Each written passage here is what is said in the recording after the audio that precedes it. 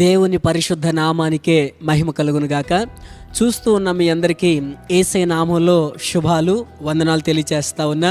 ఈ ప్రత్యేకమైన సమయంలో యేసుక్రీస్తు ప్రభువారు సిలువ మీద గడిపిన 6 గంటలలో ఆయన పలికిన 7 మాటలను మనం ధ్యానం చేస్తూ ఉన్నాం.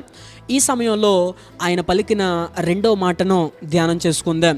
పరిశుద్ధ గ్రంథంలో నుంచి లూకా సువార్త 23వ అధ్యాయము 43వ వచనాన్ని చదువుకుందాం. నేడు నీవు నాతో కూడా పరదేశులో ఉందువని నిశ్చయముగా నీతో చెప్పుచున్నాను. యేసుక్రీస్తు ప్రభువారు సిలువ మీద పలికిన మాటలన్నీ కూడా మనందరికీ పరిచయమైనవే. ప్రతి సంవత్సరం మనము ధ్యానం చేస్తూ ఉంటాం. ఈ 2వ మాట కూడా మనందరికీ బాగా తెలిసిందే. అయితే కొంచెం లోతులోకి వెళ్ళి గనక మనం ఆలోచించడానికి ప్రయత్నం చేస్తే, అర్థం చేసుకోవడానికి ప్రయత్నం చేస్తే అనేకమైన సత్యాలను, అనేకమైన పాఠాలను దేవుడు ఈ మాట ద్వారా మనకు నేర్పిస్తారు. ముందు అక్కడ జరుగుతూ ఉన్న సందర్భాన్ని మనము ఆలోచన చేస్తే, ఇక్కడ యేసుక్రీస్తు ప్రభువారు ఇరువురు బందిపోట్ల దొంగల మధ్యలో, ఇరువురు నేరస్తుల మధ్యలో ఆయనను సిలువ వేసినట్లుగా మనం చూస్తూ ఉన్నాం. అంతేకాదు, ఈ విధంగా జరుగుతుందని యెషయా ప్రవక్త ముందుగానే ప్రవచనాన్ని పలికారు. యెషయా గ్రంథం 53వ అధ్యాయం 12వ వచనంలో అతిక్రమము చేయువారిలో ఆయన ఎంచబడతాడని ప్రవక్త అయిన యెషయా ముందుగానే తెలియపరిచాడు. యేసుక్రీస్తు ప్రభువారు ఈ లోకంలో ఉన్నప్పుడు కూడా ఆయన పాపుల మధ్యలో నివాసం చేశారు, పాపులతో సహవాసం చేశారు. అంతేకాదు, పాపులను రక్షించుట కొరకే పరమ పరిశుద్ధుడైన యేసుక్రీస్తు ప్రభువారు పాపులతో మమేకమైపోయాడు. ఇరువురి దొంగల మధ్యలో ఒక దొంగగా, నేరస్తుల మధ్యలో ఒక నేరస్తుడిగా యేసుక్రీస్తు ప్రభువారు ఎంచబడ్డారు. అఫ్కోర్స్ ఆయన కాకపోయినప్పటికీ కూడా వారు ఆయనను ఆ విధంగా ఎంచడం జరిగింది. సరే, చదివిన లేఖనాన్ని మనం చాలా జాగ్రత్తగా, క్షుణ్ణంగా పరిశీలన చేయడానికి ప్రయత్నం చేస్తే, యేసుక్రీస్తు ప్రభువారు మాట్లాడిన ఈ మాట ఒక హామీ ఇస్తూ ఉన్నట్లుగా, ఒక భరోసా ఇస్తూ ఉన్నట్లుగా ఈ మాట మనకి కనిపిస్తూ ఉంది. ఎందుకంటే ప్రపంచంలో చాలా మతాలు ఉన్నాయి. వాటిల్లో కూడా మోక్షాన్ని గురించిన ప్రబోధాలు అనేకం మనకు కనిపిస్తూ ఉంటాయి. కానీ ఏ మతంలో కూడా ఇంత నిశ్చయతతో, ఇంత ఖచ్చితంగా, ఇంత నిర్దిష్టమైన మాట ఇంకెక్కడ కూడా మనకి కనిపించదు.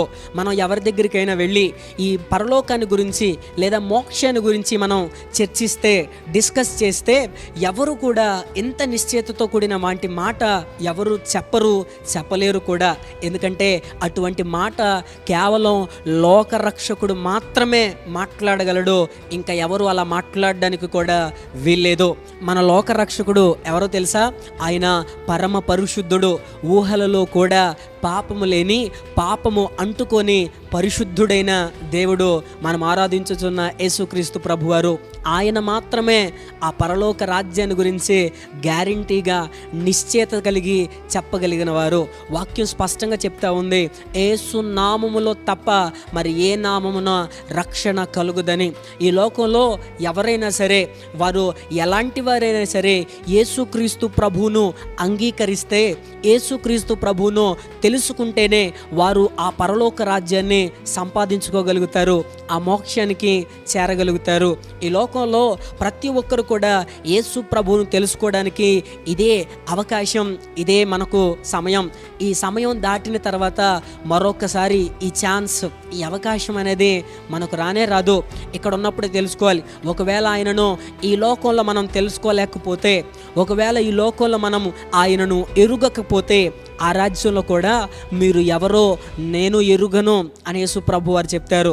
ఈ సత్యాలన్నిటినీ గ్రహించిన ఆ 2వ దొంగ, అవును, యేసుక్రీస్తు ప్రభు ద్వారానే రక్షణ కలుగుతుంది, యేసుక్రీస్తు ప్రభు ద్వారానే ఆ నిత్య జీవానికి మేము చేరగలుగుతాం అనే సత్యాన్ని తెలుసుకున్న దొంగ ఇప్పుడు యేసు ప్రభుతో మాట్లాడుతూ, నీ రాజ్యంతో వచ్చినప్పుడు నన్ను కూడా జ్ఞాపకం చేసుకో అని మాట్లాడుతూ ఉన్నాడు. వెంటనే యేసయ్య ఇచ్చిన సమాధానం, నేడు నీవు నాతో కూడా పరదేశులో ఉందువని నిశ్చయముగా నీతో చెప్పుచున్నాను. అంటే ఖచ్చితంగా చెప్తూ ఉన్నానని యేసు ప్రభువారు చెప్తా ఉన్నారు. మొదటిగా మనం ఇక్కడ నుంచి నేర్చుకునే పాఠం ఏంటంటే, యేసుక్రీస్తు ప్రభువారు ఒక హామీగా, ఒక భరోసాగా ఈ మాట మాట్లాడుతూ ఉన్నారు. ఇక రెండవ విషయాన్ని మనం ఆలోచన చేస్తే, వాస్తవానికి యేసుక్రీస్తు ప్రభువారిని అడుగుతూ ఉంది ఒక దొంగ.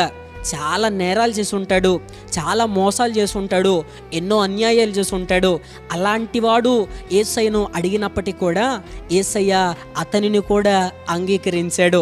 ఇలాంటి సన్నివేశాన్ని మనం చూస్తూ ఉన్నప్పుడు, ఇలాంటి విషయాలు ఆలోచిస్తూ ఉన్నప్పుడు మనకేమనిపిస్తూ ఉంటుందంటే, అరే వాడు ఒక దొంగ కదా, చాలా నేరాలు చేసి ఉంటాడు, చాలా మోసాలు చేసి ఉంటాడు, ఎన్నెన్నో ఘోరమైన పాపాలు చేసి ఉంటాడు. అలాంటి వాడు ఒక్క మాట అడగంగా ఆ పరలోక రాజ్యానికి పర్మిషన్ ఇచ్చేశాడా దేవుడు, ఎంత విచిత్రంగా ఉంది ఇది అని చెప్పేసి అనుకుంటా ఉంటాం. యేసుక్రీస్తు ప్రభువారి స్వభావం ఎలాంటిదంటే, ఆయనకు మన బ్యాక్గ్రౌండ్తో పని లేదు, ఆయనకు మన స్థితితో, మన స్తోమతతో పని లేదు. మనం ఎప్పటికిప్పుడు యేసయ్యను అంగీకరించిన చాలు, ఆయన మనలను తన హక్కున చేర్చుకుంటాడు. సిలువలో రెండో దొంగ చేసిన పని కూడా అదే. అప్పటికప్పుడు యేసయ్యను అంగీకరించి యేసు ప్రభు దగ్గరికి వచ్చాడు. వెంటనే యేసయ్య ఆ వ్యక్తిని అంగీకరించాడు. మనందరికీ పరిచయస్తుడు మార్టిన్ లూథర్ అనే ఒక గొప్ప దైవజనుడు. ఆయన జీవితంలో కూడా యేసు ప్రభువుని అంగీకరించి మారు మనసు పొంది ఆయన వెలిగించబడిన దినాలలో ఆయన రోమా పత్రికను చదువుతూ ఉన్నారు. ఆ రోజుల్లో రోమా సామ్రాజ్యం పోపు గారి ఆధిపత్యంలో నడుస్తూ ఉంది. అటువంటి సందర్భంలో వాళ్ళు వాక్యానికి భిన్నమైన వాటిని, వాక్యానికి వ్యతిరేకమైన వాటిని బోధిస్తూ ఆనాటి కాల సంఘాన్ని వారు ఆ విధంగా నడిపిస్తూ ఉన్నారు. వీటన్నిటిని మార్చాలని మార్టిన్ లూథర్ గారు వారికి ఒక వ్యతిరేకమైన ప్రయత్నాన్ని చేస్తూ ఉన్నారు. అలాంటి సమయంలో అపవాది మార్టిన్ లూథర్ గారిని కృంగదీయాలని, అలాంటి ప్రయత్నాలన్నింటిలో నుంచి మార్టిన్ లూథర్ గారిని విఫలం చేయాలని ఎన్నో ప్రయత్నాలు చేశాడంట. అలాంటి ప్రయత్నాల్లో ఒక ప్రయత్నం, ఒకరోజు మార్టిన్ లూథర్ గారికి ఒక దర్శనాన్ని కూడా కలిగించాడంట. దీన్ని బట్టి మనకు అర్థమవుతుంది, సాతాను కూడా దర్శనాన్ని కలిగించగలడు అని చెప్పేసి. ఎప్పుడైతే ఈ దర్శనం వచ్చిందో, ఆ దర్శనంలో మార్టిన్ లూథర్ గారు చూస్తూ ఉన్నాడు, ఒక తెల్లని గోడ మీద మార్టిన్ లూథర్ గారి పాపాలన్నిటిని కూడా అపవాది రాసేస్తూ ఉన్నాడంట.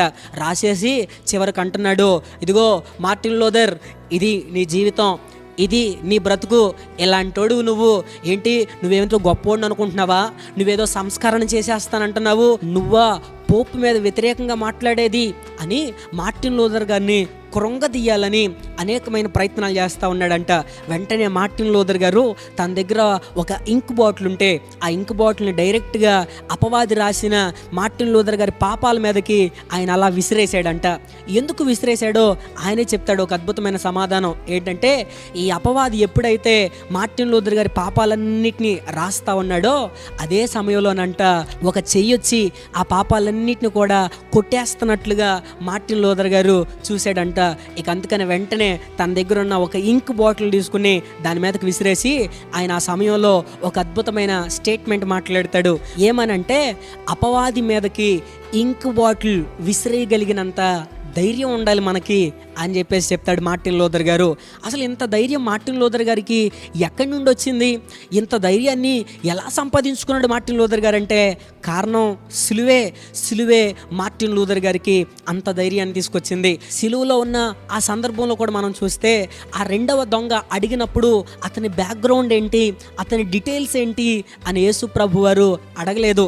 మనం చూస్తాం, ఆయన సువార్త ప్రకటించిన దినాలలో ఒకరోజు పాపాత్మురాలైన స్త్రీ యేసు ప్రభు దగ్గరకు వస్తుంది. ఆయన దగ్గరకు వచ్చినప్పుడు ఆమెను కూడా, అమ్మా నీ బ్యాక్గ్రౌండ్ ఏంటి, నీ డీటెయిల్స్ ఏంటి, నీ పుట్టు పూర్వత్రాలు ఏంటి అని అడగలేదు యేసయ్య.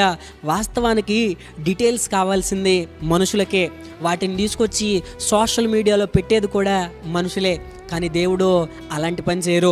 నీది ఎంత ఘోరమైన పాపమైనా, నీది ఎంత రహస్య పాపమైనా సరే, ఎప్పటికిప్పుడు ఆయన దగ్గరకు వచ్చి ఆయనను అంగీకరిస్తే చాలు, ఆయన తన హక్కున చేర్చుకుంటాడు.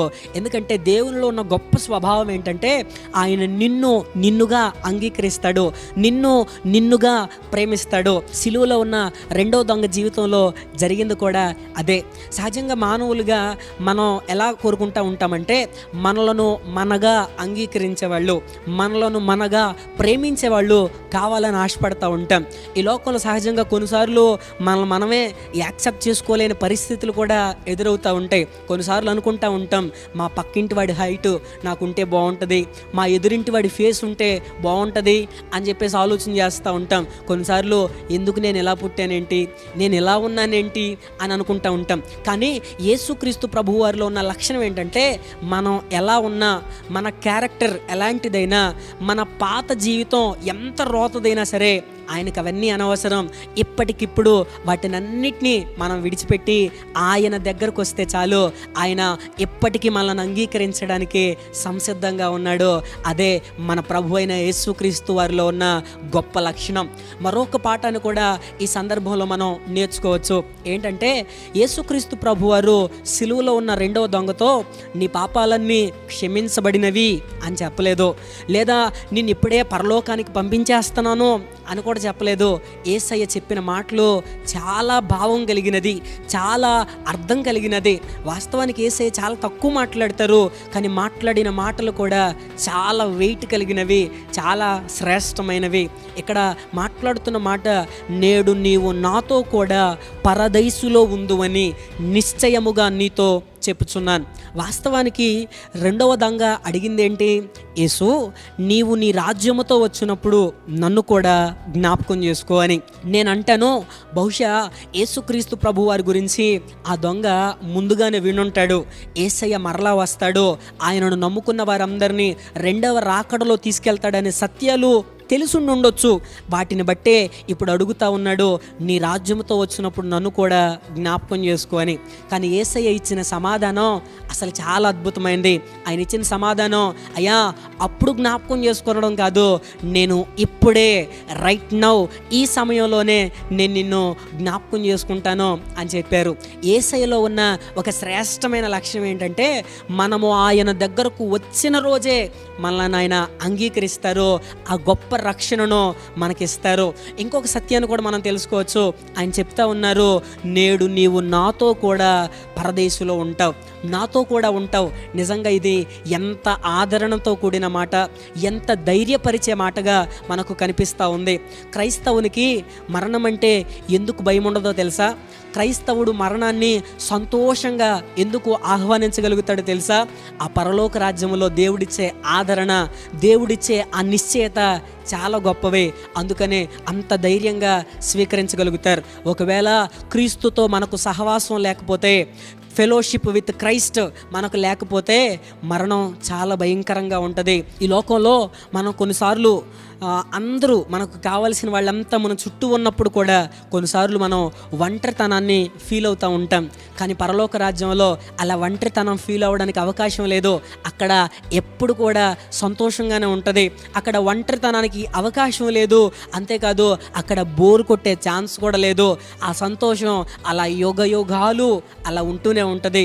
ఈరోజు మనం కూడా సిలువలో దొంగ వలె యేసయ్యను మన హృదయంలో చేర్చుకోగలిగితే, యేసయ్య ఆ పరలోక రాజ్యానికి నిశ్చయముగా మనలను కూడా ఆయన నడిపిస్తారు. ఈ లోకం అశాశ్వతమైనది. ఈ అశాశ్వతమైన ఈ లోకంలో శాశ్వతమైన నిర్ణయంగా యేసయ్య మన హృదయంలో గనక ఉండగలిగితే ఆ పరలోక రాజ్యాన్ని మనం సంపాదించుకోగలుగుతాం. ఒకవేళ యేసయ్య నాకు వద్దు అంటే, ఒకవేళ ఆయనను అంగీకరించలేకపోతే, రేపన్న రోజున అరిచి గీపెట్టినా సరే మనం ఆ రాజ్యంలోకి ప్రవేశించడానికి అవకాశం అనేది ఉండదు.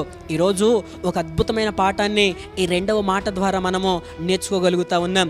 ఎవరైతే యేసయ్యను అంగీకరిస్తారో, ఎవరైతే యేసయ్యకు హృదయంలో స్థానం ఇస్తారో, ఈ అశాశ్వతమైన లోకంలో శాశ్వతమైన నిర్ణయంగా యేసుక్రీస్తు ప్రభువారిని ఎవరైతే తీసుకుంటారో వారే ఆ పరలోక రాజ్యానికి గ్యారంటీగా ప్రవేశించగలుగుతారు. సిలువలో ఉన్న ఆ ఇద్దరు దొంగల్లో ఉన్న ఆ వ్యత్యాసం కూడా అదే. మొదటి దొంగ కేవలం శారీరక రక్షణ కోరుకున్నాడు. అయ్యా నీవు రక్షకుడు అంటావు కదా, నీవు రక్షించుకుని మమ్ములను కూడా రక్షించు అని అన్నాడు. కానీ రెండవ దొంగ ఆత్మీయ రక్షణను కోరుకున్నాడు. మొదటి దొంగ చీకొడితే రెండో దొంగ కావాలనుకున్నాడు. ఈరోజు ఈ మాటలు వింటున్న ప్రియ సహోదరుడా, సహోదరి, ఈరోజు యేసయ్యను కావాలనుకుంటున్నావా? వద్దనుకుంటున్నావా? వద్దు అనుకున్న ఆ దొంగకి యేసయ్య ఎప్పటికీ దొరకలేదు. కావాలి అనుకున్న దొంగకు ఆ క్షణాన్నే యేసయ్య దొరికాడు. ఈరోజు కూడా యేసయ్యకి నీ హృదయంలో స్థానం ఇవ్వగలిగితే, ఆయనను నీవు సొంత రక్షకునిగా అంగీకరించగలిగితే, నిన్ను కూడా ఆయన నిన్నుగా అంగీకరిస్తారు, నిన్నుగా ప్రేమిస్తారు, నీకు ఆ గొప్ప పరలోక రాజ్యాన్ని అనుగ్రహిస్తారు. అట్టి కృప చూస్తున్న బిడ్డలందరికీ కూడా దేవుడు అనుగ్రహించాలని హృదయపూర్వకంగా ఆశిస్తా ఉన్నాను. దేవుడి మాటలు మనందరి వెనుకడిలో ఆశీర్వదించునుగాక. ఆమెన్. దేవుని కృప మీ అందరికీ తోడై ఉండునుగాక. ఆమెన్.